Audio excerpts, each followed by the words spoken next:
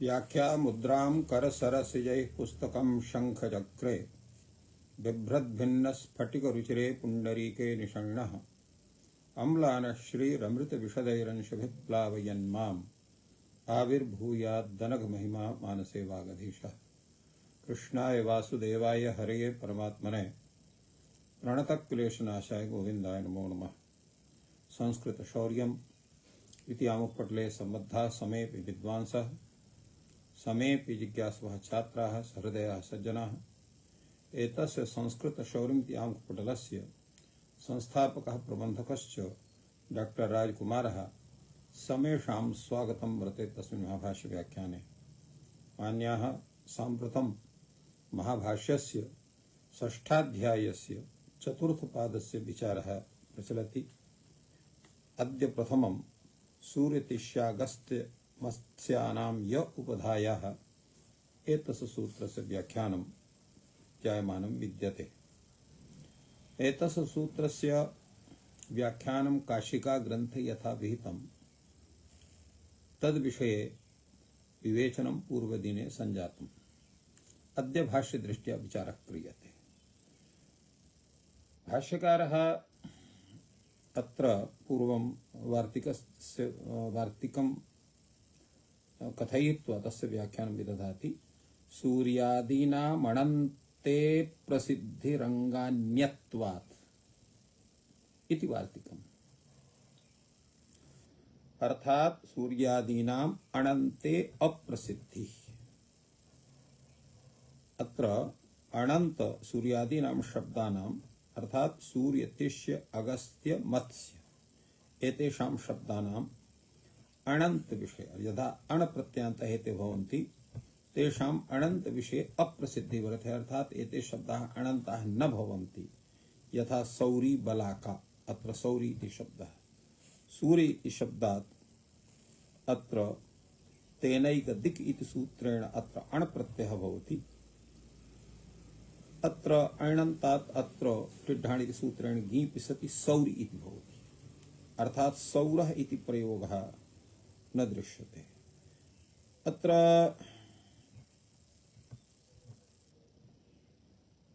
एवं अत्र एतस्य कथनस्य आशयः किं कारणं न भवति? अंगान्यत्वात् तत्र अनन्ते अप्रसिद्धिः वर्तते। अनन्तम् एतत् अंगम् अन्यत् भवति। अनन्तम् एतत् अंगम् अन्यत् भवति। कथम् अन्यत् भवति? उच्यते लोपे कृते न अंगान्यत्वम्। यदा लोपः क्रियते तदा तत्र अंगान्यत्वं कथं भवितुमर्हेत् इति पूर्वं भवति।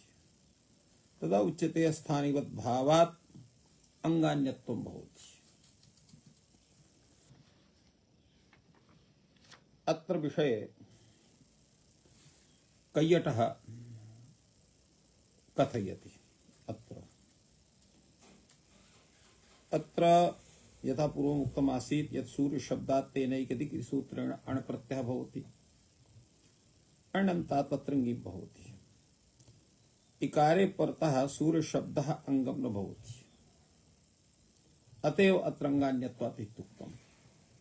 यतोहि सूर्यशब्दात् अण् प्रत्ययः यदा भवति तदा तत्र अण् प्रत्ययं प्रति अङ्गत्वं सूर्यशब्दस्य वर्तते, न तु इकारे परतः अर्थात् अत्र ङीपि परे भवति। किं तर्हि अनन्तं यकार लोपात् प्रसंगः। अत्र उच्यते अनन्तमिति अर्थात सूर्य इति यकारस्य लोपः न स्यात् यदा अण् प्रत्ययः न गृह्येत। पुंयोग विवक्षायां तु देवतायाम् अत्र चाप प्रत्ययः भवति। चाप विधानात् अन्यत्र ङीषि कृते सूर्य शब्दः अंगम ईकारे भवति। अर्थात यदा अत्र पुंयोग विवक्षायाः अभावात् तत्रापि चेत् देवतावाची भवति तस्मिन् समये तत्र तु पुंयोग विवक्षायां तु देवतावाचित्वात् तत्र चाप् प्रत्ययः भवति। अन्यत्र अर्थात् पुंयोग विवक्षायाः अभावे अत्र ङीष प्रत्ययः भवति। तेन शूर शब्दः ईकारे अंगम भवति तस्मिन् समये तत्रैव लोपः भवति। तेन सूरी इति शब्दः सूरी कुंती इत्युक्ते सौरी इति बलाकर उच्यते। अर्थात् सूर्य शब्दात् स्त्रीत्व विवक्षायां यदा ङीष प्रत्ययः तदा अत्र सूर्य शब्दः ईकारे परे अंग संज्ञकः भवति। किन्तु यदा अण्णन्तः भवति तदा तत्र ईकारे परे तत्र अंगत्वं तस्य न भवति। अणि परे तस्य अंगत्वात् अत्र अंगान्यत्वम् इति शब्द विषये कैयटः कथयति। अंगान्यत्वम् इति कथम् अन्याङ्गः अन्याङ्गम् इति स्यात्। अत्र अंगान्यत्वं कथम् अन्यस्य अंगम् अंगान्यं तस्य भाङ्गान्यत्वम् तस्मात् अंगान्यत्वात् अत्र राजदन्तादिषु परम् इति सूत्रेण अंग शब्दस्य पूर्वनिपातः भवति इति कैयटः अत्र उक्तवान्।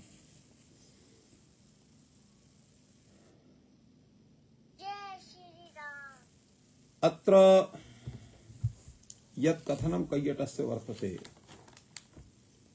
यत् भाष्यकारस्य स्थानिवद् भाववत् भवति अंगान्यत्वात् अनन्तमेतत् अंगम अन्यत् भवति।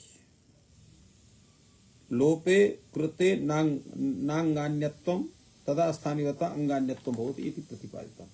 यद्यपि यदा ङीत् प्रत्ययः क्रियते तदा अत्र अणुरूपस्य अकारस्य लोपः भवति यस्येति सूत्रेण तदा त्वङ्गत्वं भवितुमर्हति।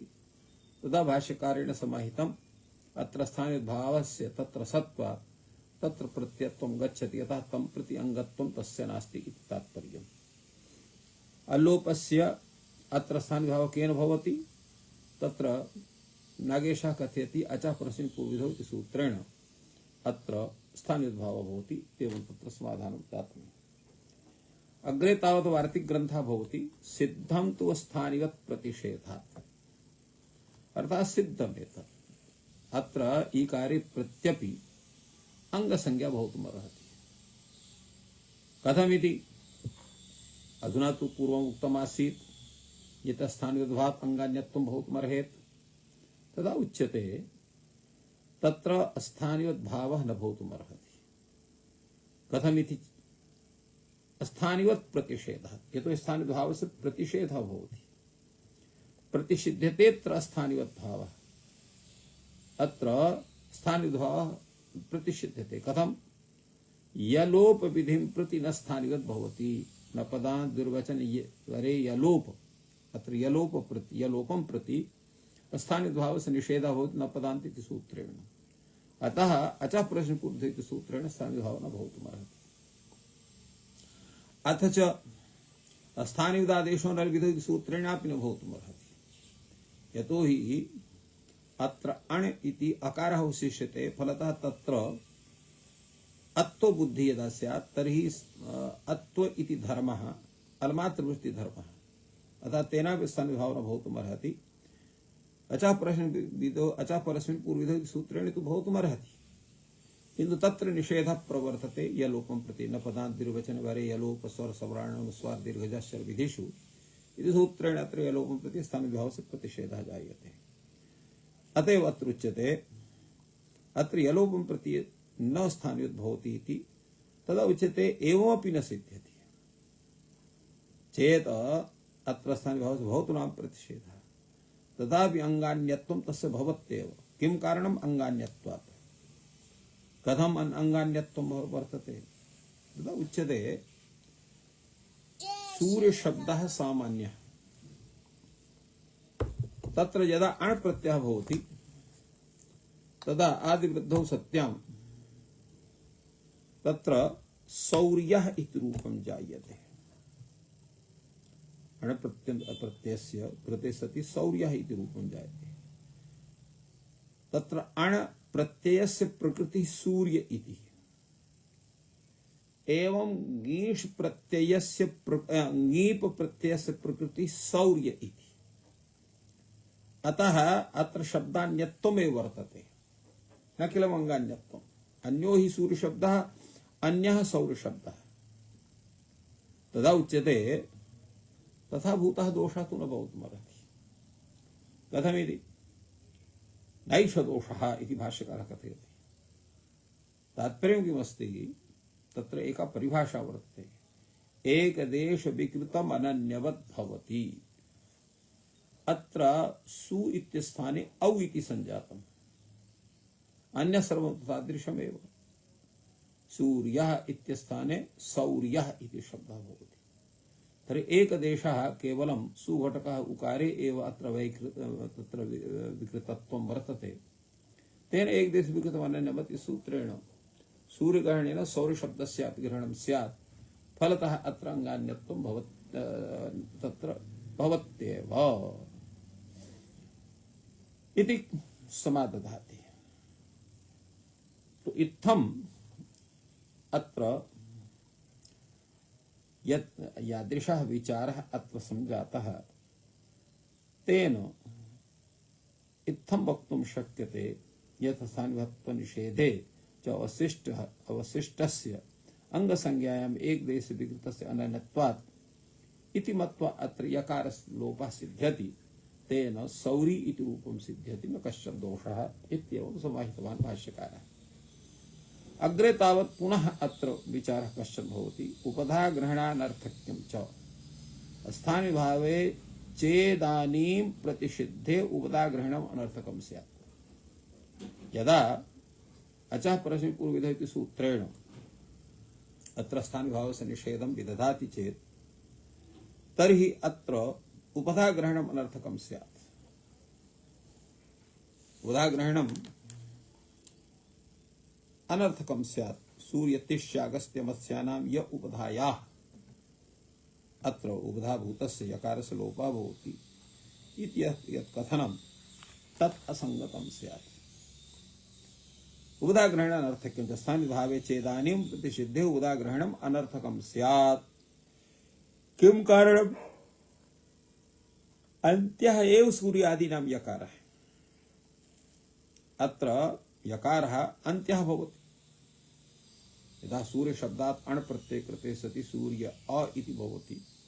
यस्यैदिन यकार घटकस्य अकारस्य लोपे सूर्य इति य, तत्र अन्त्यः भवति, न तु अन्त्यात् पूर्वः। तर्हि उपधाग्रहणम् अनर्थकं स्यात्। किं यातम् एतद् भवति? अत्र किं कारणम् उपधाग्रहणम् अनर्थकं स्यात् इत्यस्य तु उत्तरं दत्तम्, अन्त्य एव सूर्यादीनां यकारः। किं यातम् इत्येतत् भवति। किं यातम् इत्येतत् भवति अर्थात किं यातम् अर्थात किं गतं ज्ञातं सिद्धम् इत्यर्थः। तदा उच्यते साधु यातम्, सुष्ठु यातम्, साधु च यातम्। सुष्ठु यातम् अर्थात सुष्ठु गतम्, साधु च यातम्, साधु च गतम् अर्थात सिद्धम् इत्यर्थः। अनेन सिद्धे दार्ढ्यं प्रतिपाद्यते साधु इत्यनेन। यातम् इत्यत्र गतम् अथवा ज्ञातम् इत्यर्थ इति। ज्ञातम् या प्रापणे इति धातुः, तस्य गमनमपि अर्थः भवति, अथ च ज्ञानमपि इत्यर्थः भवति इति मत्वा एवं प्रतिपादितम्। कथं भवति? प्राग्भाद सिद्धत्वम्। यदा प्राग्भाद सिद्धत्वम् अर्थात भ संज्ञायां जातायां यत् आकारस्य लोपः आकारद्वयस्य लोपः भवति तत् असिद्धं भवति।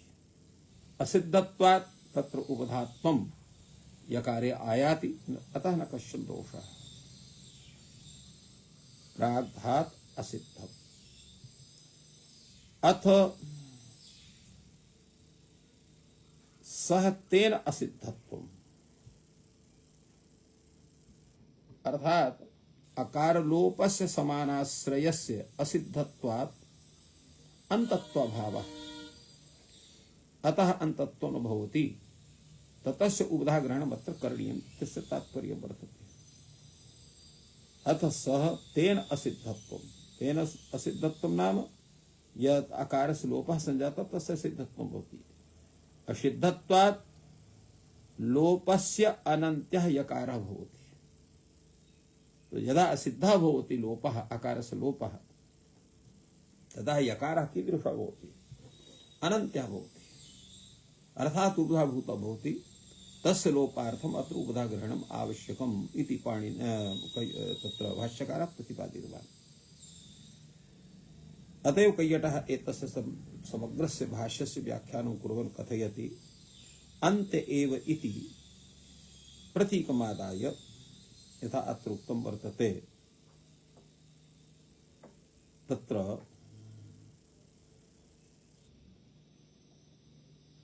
अत्र अन्ते एव सूर्यदानी अकारः।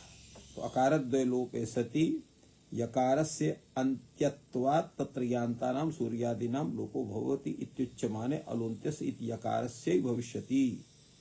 यकार ग्रहणं तु न प्रत्याख्यायते तदन्तरेण यान्तत्वा लाभात् उत्तरार्थस्य यग्रहणस्य अतः प्रत्याख्यानं तस्य न भवति इत्येवं प्रतिपादितवान्। अत्र अकारद्वय लोपे इत्यस्य किं तात्पर्यम्? अत्र सूर्य इति शब्दे सूर्य यकार घटकः आकारः अपरः आकारः अण् विषयकः आकारः।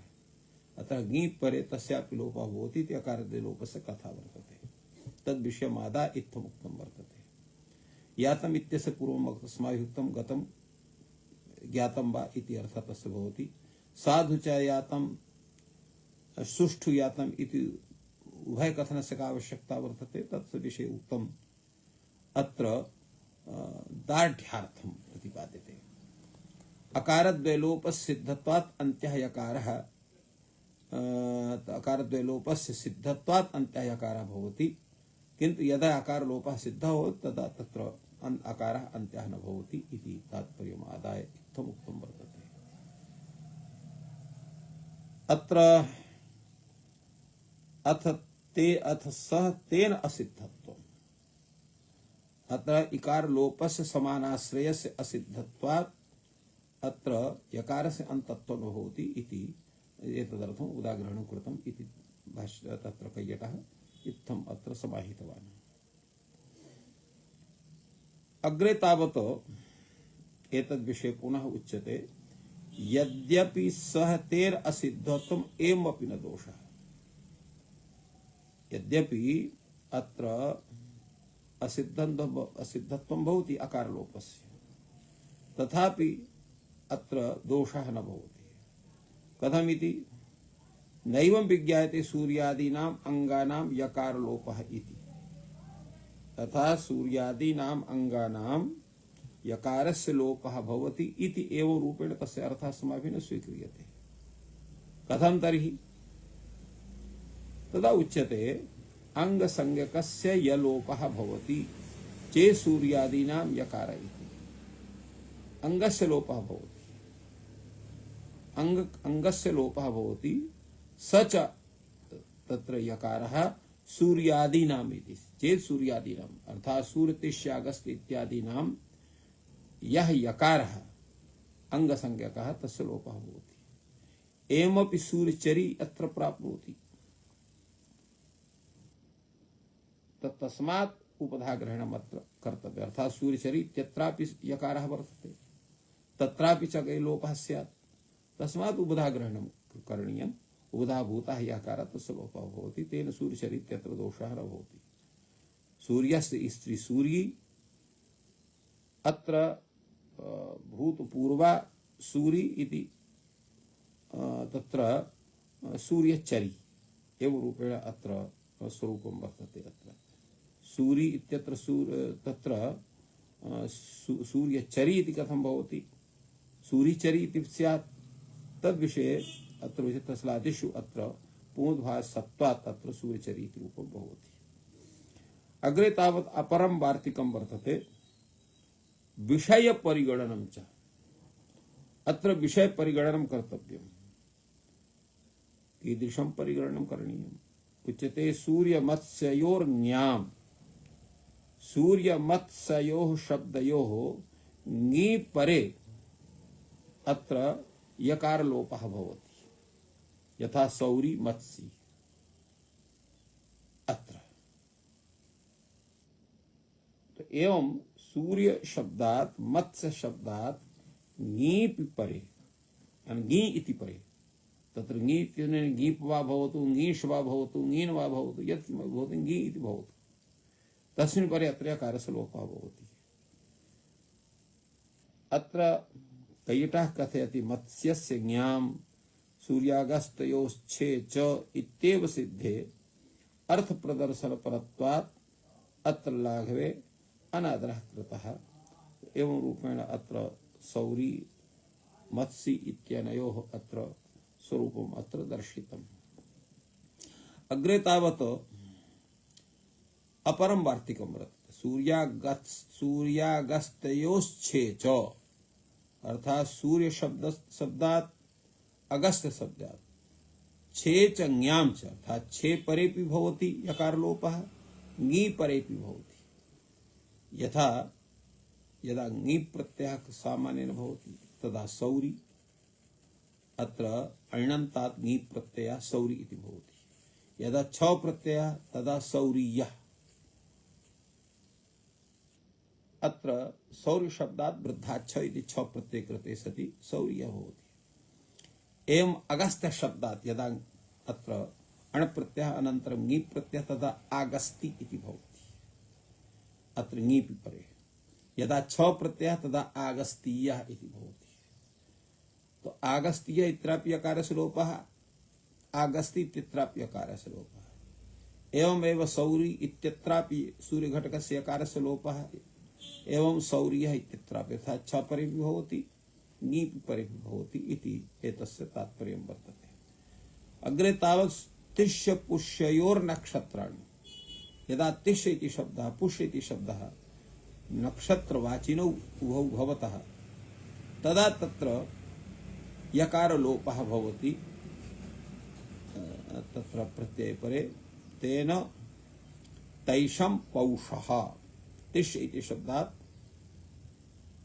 तैषम् इति भवति, यकारस्य लोपः भवति। पौष इति शब्दात् पौषः भवति। अत्र नक्षत्रवाचकात् अत्र तिष्य शब्दात् पौष पुष्य शब्दात् अत्र अण् प्रत्ययः भवति। तिष्ये भवः पुष्ये भवः इति तैषः पौषः, एवं तस्य स्वरूपं वर्तते। तस्य अत्र तत्र भावी सूत्रेण अण् प्रत्ययः। तो एवं अत्र तैः शब्दे पौष शब्दे अत्र किं भवति? तिष्येण युक्तः कालः तैष इत्यपि, नक्षत्रेण युक्तः कालः इत्यपि भवति। एवं पुष्ये भवः पौषः इति भवति। तो एवं रीत्या अत्र एतादृशः विचारः अत्र कथितः वर्तते। अत्र अग्रे तावत् वार्तिकग्रन्थः भवति अन्तिकस्य तसिकादिलोप आद्युदात्तत्वञ्च। अन्तिकस्य अर्थात अंतिक शब्दस्य तसि अर्थात तस् प्रत्यये परे कादिलोपः अर्थात कादि भागस्य लोपः भवति।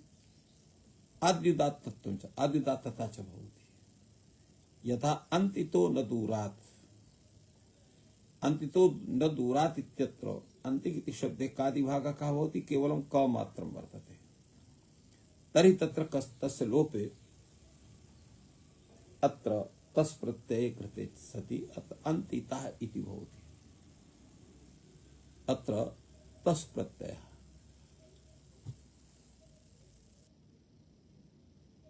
सर्वविभक्तिभ्यः तसिः इति तस् इति प्रत्ययः। तमेतादेश्च कादेश्च लोपो वक्तव्यः, अर्थात तम प्रत्यये परेपि तादिभागस्य कादिभागस्य च लोपः भवति। यथा अग्ने त्वन्नो अन्तमः,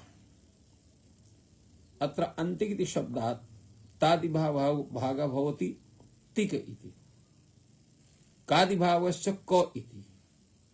तो यदा तादिभागः अर्थात् तिक इति लुप्यते तदा अंतमः इति रूपं भवति, अन्तिके भवः अंतमः। यदा च कादिभागस्य लोपः भवति तदा अन्ति इति अवशिष्यते, तेन अन्तितमः, अन्तितमे अवरोहति इति उदाहरणं तत्र दत्तं वर्तते। अग्रे तावत् श्लोकवार्तिकं वर्तते। तसीत्येष न वक्तव्यो दृष्टो दाशतयेऽपि च द्यौ लोपोन्तिषदित्यत्र। किं तात्पर्यम् एतस्य?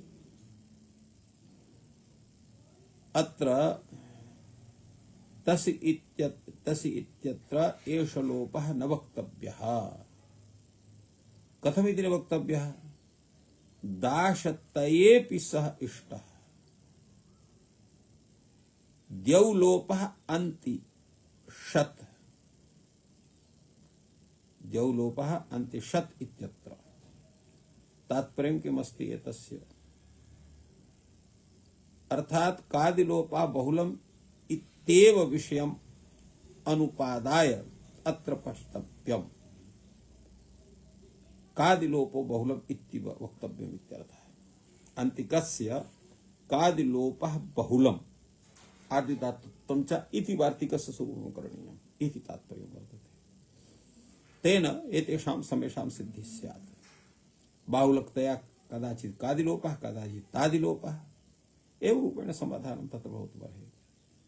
दाशतयः इति यद्वर्ततं दाशदृष्टः दाशतयेऽपि हि, किमेतस्य तात्पर्यम्? उच्यते दाशत इति शब्दः तय प्रत्ययान्तः, दश शब्दात् अत्र तय प्रत्ययान्तः, तय प्रत्ययः, अनन्तरं दाशतये भवः, अत्र दाशतयः इति भवति। दश अवयवः यस्य इति दाशतयः तय प्रत्ययः, तत्र भवः दाशतय, दशतय इति शब्दः।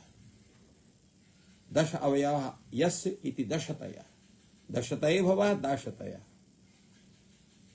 अत्र दाशतः इत्यस्य तात्पर्यं किं भवति?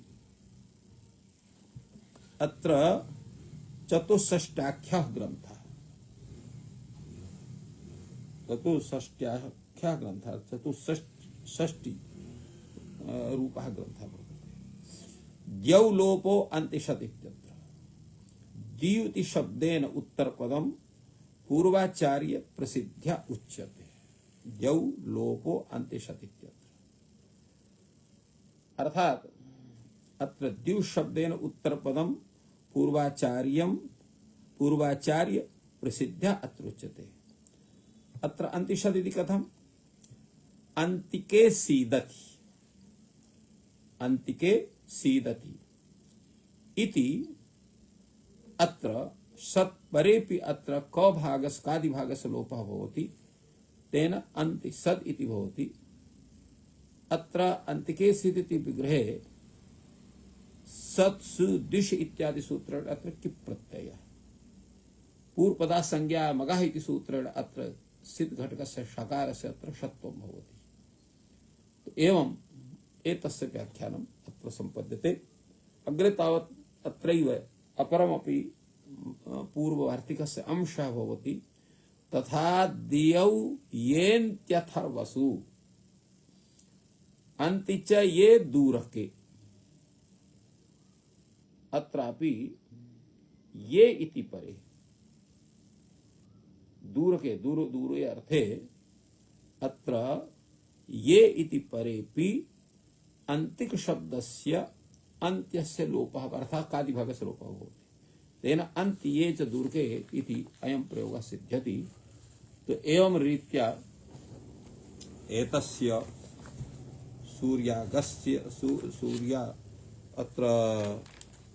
सूर्यतिष्यागस्त्य मत्स्यानां य उपधायाः इति सूत्रस्य व्याख्यानं सम्पद्यते। अधुना सूत्रं वर्तते विल्वकादिभ्यश्छस्य लुक् इति सूत्रमस्ति। एतस्य सूत्रस्य तात्पर्यं तावत् वदति काशिकाकारः। नडाल् अत्र विल्लुकादिभ्यश्छस्य लुक् इति कथितम्। तत्र प्रश्नः भवति, विल्लुकादिगणः भिन्नः अथवा कस्यचित् अन्यस्य गणपाठस्य मध्ये पठितः वर्तते इति विचारः भवति। तदा अत्र काशिकाकारः तस्य समाधानं विदधाति। नडादीनां कुक् च इति यत् सूत्रं वर्तते, तस्मिन् नडादिगणे एव एते बिल्वादयः पठिताः वर्तन्ते। अतः प्रथममेव वक्ति काशिकाकारः नडादिषु बिल्वादयः पठ्यन्ते। नडादीनां कुक्ष इति कृतकुगागमाः बिल्वकादयः भवन्ति। यदि बिल्लु इति शब्दः तत्र कुकागमे सति बिल्वक इति शब्दः भवति। तेभ्यः उत्तरस्य छस्य भस्य तद्धिते परतः लुक् भवति। अर्थात तेभ्यः उत्तरस्य छस्य अर्थात छ प्रत्ययस्य, यदा उत्तरवर्ती छ प्रत्ययः भवति तदा भस्य तद्धिते परतः, तद्धिते परतः भवसंज्ञकस्य लुक् भवति। यदा बिल्वा यस्यां सन्ति इति बिल्वकीयाः, बिल्वा यस्यां सन्ति इति विग्रहे अत्र बिल्व शब्दात् तत्र छ प्रत्ययः, बिल्व छ इति भवति। अत्र कुगागमोऽपि भवति, तेन बिल्वक इति भवति। बिल्वक छ इति भवति, छ स्थाने इ आदेशः भवति। तेन अत्र भवसंज्ञकस्य अत्र तो बिल्वकीया भवति। तस्यां भवः वैल्वकाः। अत्र बिल्वक शब्दात् बिल्वकीयाः, बिल्वकीयायां भवाः इति विग्रहे अत्र विल्वक शब्द विल्वकीय शब्दात् अत्र यदा अण् प्रत्ययः भवति तदा अत्र यकारस्यापि लोपः भवति, अकारस्यापि लोपः भवति, ईकारस्यापि लोपः भवति। तेन बिल्वक इत्येव अवशिष्यते। तत्र आदिवृद्धौ सत्यं वैल्वकाः इति भवति। एवमेव वेणु शब्दः, अत्रापि वेणु शब्देपि अत्र वेणुः अस्ति, वेणु यस्यां सन्ति इति वेणुकीयाः, अत्रापि छ प्रत्ययः वेणुकीयाः इति भवति, कुगागमः भवति। यदा अत्र अण् प्रत्ययः भवति वेणुकी इति शब्दात् तदा वैणुकाः इति भवति। एवं वेत्रक इति शब्दोऽपि, वेत्राः यस्यां सन्ति इति वेत्रकीयाः, तस्यां भवः वैत्रकाः। एवं वेतस् शब्दोऽपि वर्तते, वेतस इति शब्दः। तत्र वेतसः यस्यां सन्ति इति वेतसकीयाः, वेतस इति अकारान्त शब्दः भवति मन्ये। तेन वेतसाः यस्यां सन्ति इति वेतसकीयाः छ प्रत्ययः। यदा वेत तस्यां भवाः इति विग्रहः भवति तदा अत्र अण् प्रत्यय कृते सति वैतसकाः। एवं तृणकीयाः तारणकाः, इक्षुकीयाः ऐक्षुकाः, काष्ठकीयाः काष्ठकाः, कपोतकीयाः कापोतकाः। एतानि सर्वाणि अपि उदाहरणानि तथैव वर्तन्ते। कृञ्चा ह्रस्वत्वं च, कृञ्चा इति शब्दात् यदा कृञ्चाः यस्यां सन्ति इति विग्रहे अत्र कुक् प्रत्ययः कुगागमः भवति चेत् तर्हि पूर्वस्य ह्रस्वोऽपि जायते इति वार्तिकेनैव। तेन कृञ्चकीयाः इति भवति छ प्रत्यये सति, अण् प्रत्यये सति क्रौञ्चकाः इति जायते। अत्र प्रश्नः भवति यद् बिल्वादिभ्यश्छस्य लुक्,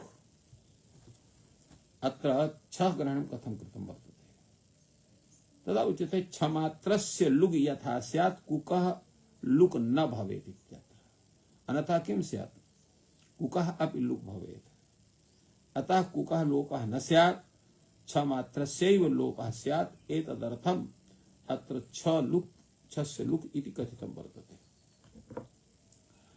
अग्रे तावत् अत्रैव विचार्यन् कथयति काशिकाकारः, यदा एवं नोच्यते, छस्य लुक् इति न कथ्यते, तदा संयोग शिष्टानाम् अन्यतरापायोभयोरप्यपायः इति नियमात् यदा छस्य निवृत्तिः भवति तथैव कुकः अपि निवृत्तिः स्यात्।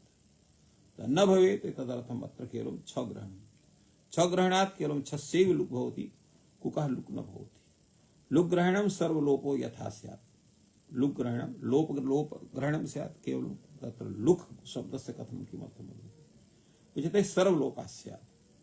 चेद् लोपः स्यात् इत्युच्यते तर्हि अलोन्त्यस्य इति सूत्रस्य प्रवृत्तिः स्यात्। तेन केवलं तत्र अन्त्यस्य लोपस्य प्रसक्तिः स्यात्। किन्तु अत्र सम्पूर्णस्य लोपः इष्यते इति कृत्वा इत्थम् उक्तम्। यमात्रस्य मा भूत्, सर्वलोपः स्यात्, यमात्रस्य न भूत्। तो इत्थम् एतस्य सूत्रस्य व्याख्यानं काशिकाकारः विहितवान्। अधुना पश्यामः वयं भाष्यग्रन्थम् एतत् सूत्रविषयकम्। भाष्यकारः अत्र कथयति बिल्लुकादिभ्यः छस्य लुक् इत्यत्र छग्रहणं शक्यमकर्तुम्। अर्थात् एतस्मिन् सूत्रे बिल्लुकादिभ्यः छस्य लुक् इत्यत्र आवश्यकत्यैव नास्ति छग्रहणस्य। छग्रहणं विनापि यत्र लुक् स्यात्। तदा प्रश्नः भवति, छग्रहणं शक्यं कर्तुं भवान् वदति, ये कस्मान् न भवति? बिल्लकेभ्यः। अत्रापि भवतु नाम। उच्यते भस्य इति वर्तते।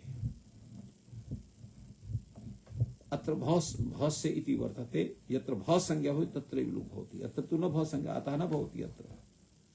तो एवमपि बिल्लकाय इत्यत्र प्राप्नोति। बिल्लकाय इत्यत्र तु भसंज्ञा भवितुमर्हति ङे प्रत्यये परे।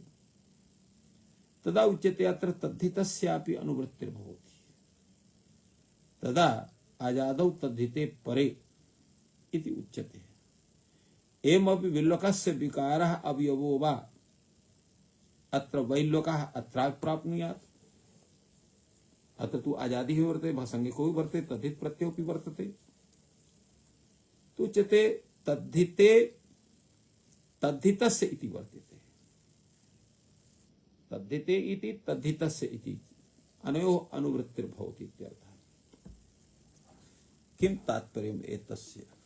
तद्धिते इति तद्धितस्य इति उभयोः अनुवृत्तिरत्र कथिता वर्तते। एतस्य तात्पर्यं किं भवति? तात्पर्यम् एवमस्ति यत् बिल्लकादिभ्यः छस्य लुक् इत्यतः प्राक् हलस्तद्धितस्य इति सूत्रं वर्तते। हलः उत्तरस्य तद्धित यकारस्य उपधायाः लोपः भवति ईकारे परे इति तत्र उक्तं वर्तते। एवं अपरं सूत्रं वर्तते आपतस्तद्धिते नाति। अत्र हलः उत्तरस्य तद्धिते अनकारादौ यलोपः भवति इति रूपेण तस्य अर्थः वर्तते। तस्मात् तद्धिते इति वर्तते। अर्थात् तद्धित प्रत्ययस्य लुक् भवति तद्धिते प्रत्यये परे या एवं तत्र उक्तं स्यात्। तत्र तद्धितस्य तद्धिते इति वर्तते तस्तात्पर्यम्। एवमपि बिल्लुकीयायां भवः वैल्लकः, वैल्लकस्य किञ्चित् वैल्लकीयम् अत्रापि प्राप्नोति। यतोहि बिल्लुकीयायां भवः वैल्लकः अत्र यः यकारः सः छ प्रत्ययस्य विषय अवयवः, तो तद्धितस्य अवयवः भवति सः। एवं भवो वैल्लकः एवं वैल्लकस्य किञ्चित् तस्मिन् विग्रहेऽपि वैल्लकी इत्यत्रापि अण् प्रत्ययः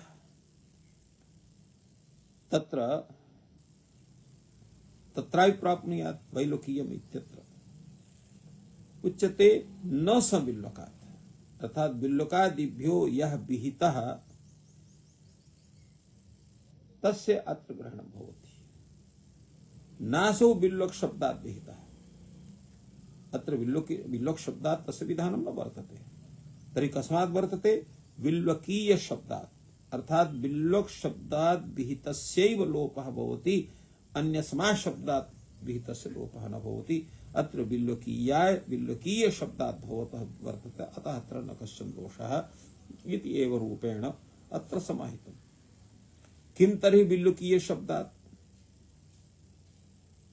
विल्लोकीय शब्दात् विल्लोक शब्दात् विहितः न चासु विल्लोक शब्दात्, किं तर्हि विल्लोकीय शब्दात् विहितः इत्यर्थः।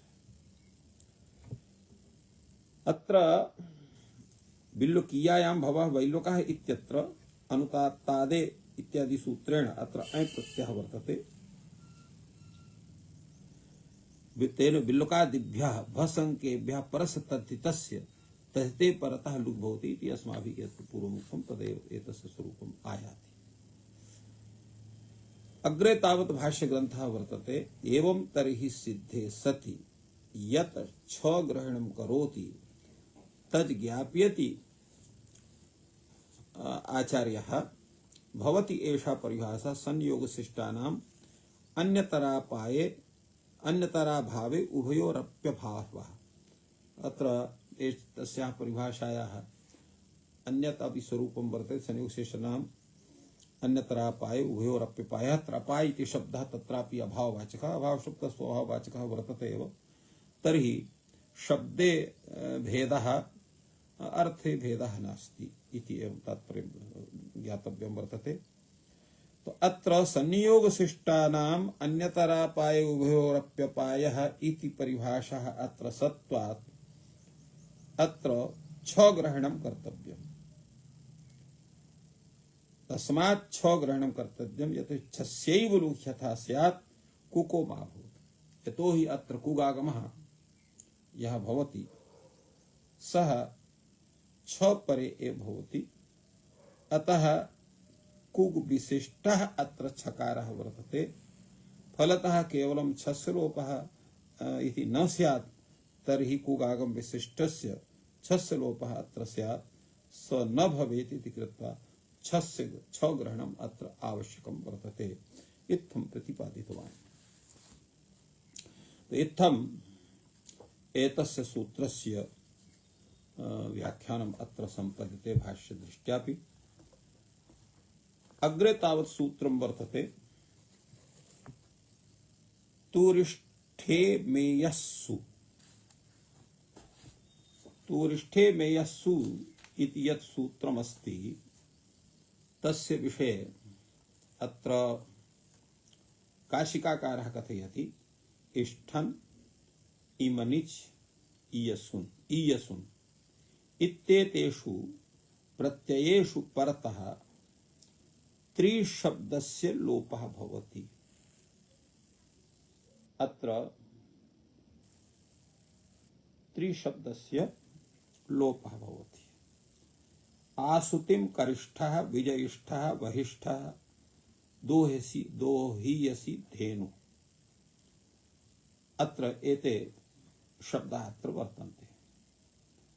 कर्तृशब्दात् अत्र इष्ठन् प्रत्ययः अतिशयेन कर्ता इति करिष्ठः, अतिशयेन विजयिता इति विजयिष्ठः। अत्र कर्तृशब्दः विजयित्री-शब्दः।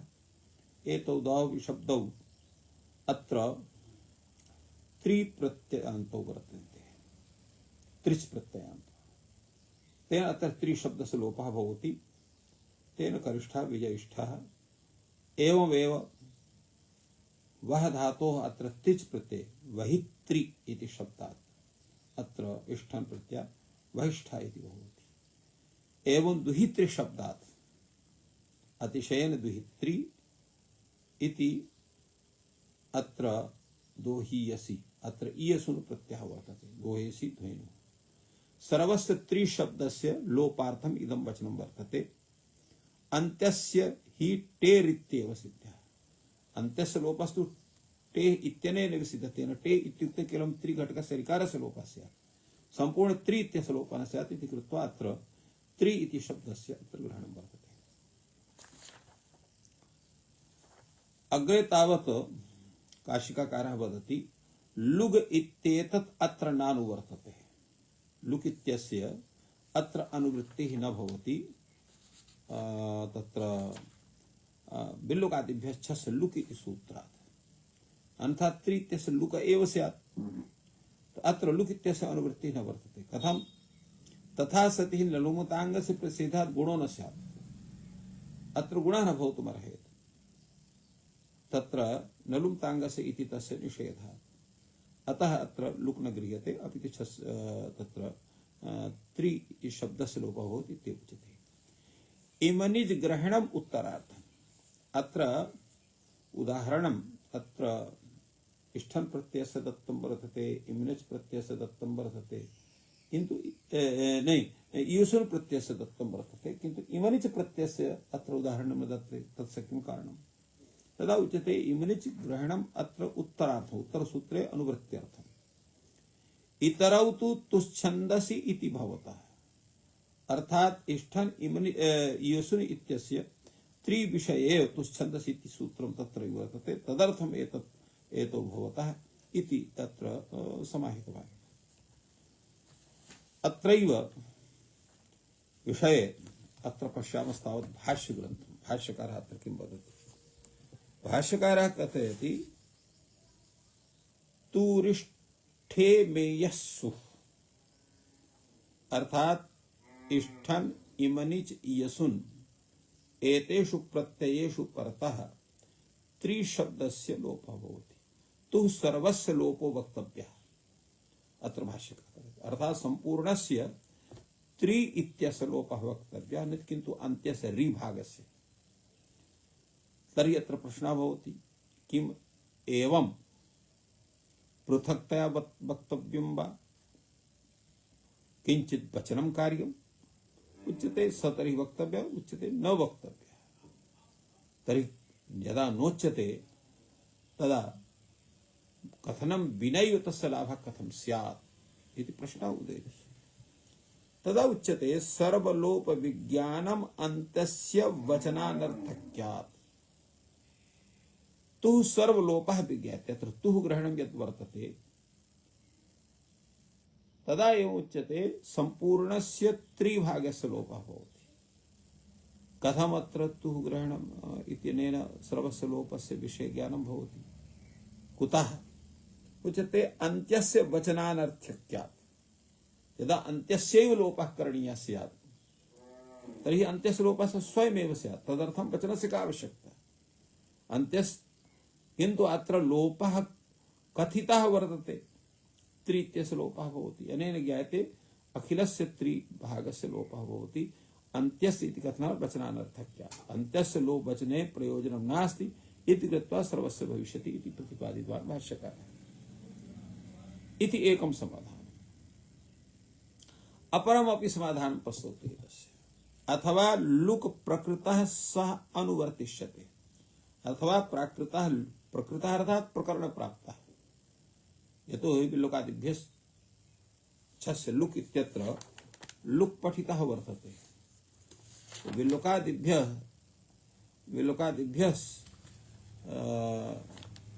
अत्र बिल्लुकादिभ्यः छस्य लुक् इत्यनेन लुक् इत्यस्य अनुवृत्तिः स्यात् लुक् इत्यस्य अनुवृत्तिः स्यात् तदा अत्र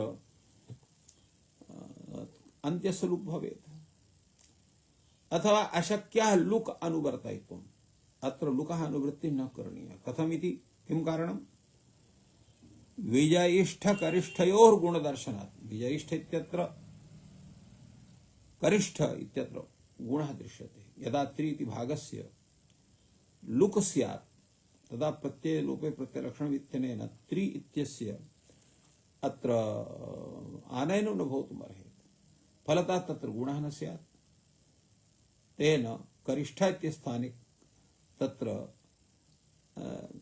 कृष्ठः एवमेव विजिष्ठ इत्यत्र अत्र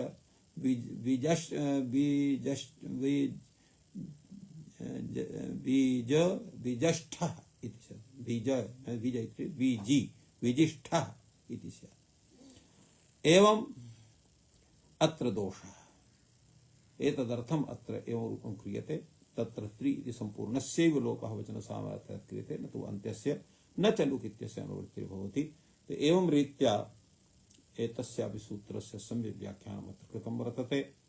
सर्वेभ्यो नमः। जयतु संस्कृतं, जयतु भारतम्।